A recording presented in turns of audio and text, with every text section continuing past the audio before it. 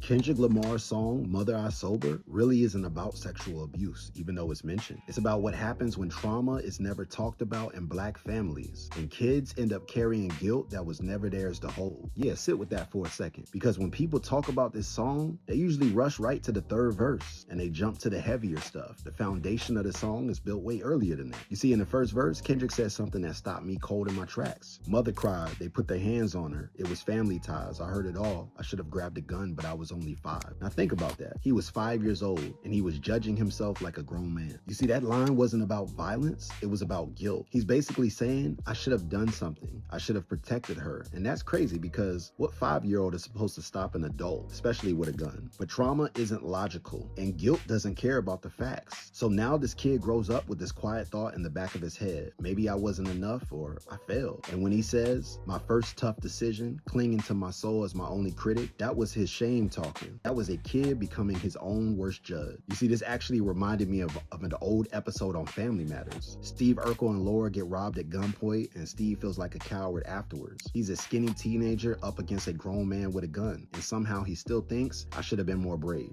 And that's how many of us as kids thought. We blamed ourselves for things that were never our responsibility in the first place. And Kendrick did that at 5 years old. Now layer that with what happens next in the song. The lyrics say, did he touch you, Kendrick? I said no, but still they didn't believe me. Now this is important. Kendrick is telling the truth that nothing happened to him, but the adults around him, they don't accept his answer. So now imagine what that does to a child. You start wondering, if they don't believe me, maybe I don't know myself, or maybe something did happen, or my memory is wrong. That kind of doubt messes with you for life. And here's the part I love that Kendrick handles with so much grace. Later we find out his mom was violated when she was young back in Chicago. So she wasn't accusing him out of cruelty, she was afraid. She was trying to protect him. Her unhealed pain got passed down to her son, and she ended up projecting that onto him. That's generational trauma in real time. So now fast forward, this is a grown man who grew up not being believed, feeling like he failed as a protector, questioning his own truth, and carrying guilt that never belonged to him in the first place. And then we get to the third verse. Insecurities that I project, sleeping with other women. That line hits different now, right? That's not just him cheating, that's a man looking for reassurance. It's saying, if enough people want me, maybe I'm not weak, maybe I matter, and I'm enough. But no amount of attention fixes that kind of wound. And here's the genius part. In the first 2 verses, Kendrick tells us the truth and nobody believed him. And when he gets to the third verse, he actually lies this time to protect himself. Whitney asked, is there an addiction? I said no, but this time I lied. That was him in straight survival mode. And then there's the hook. I wish I was somebody, anybody but myself. That wasn't commentary, that was his inner child talking. And when I was a child growing up, I could so relate to what he was saying. And that's what kids feel before they have words like trauma or healing. They just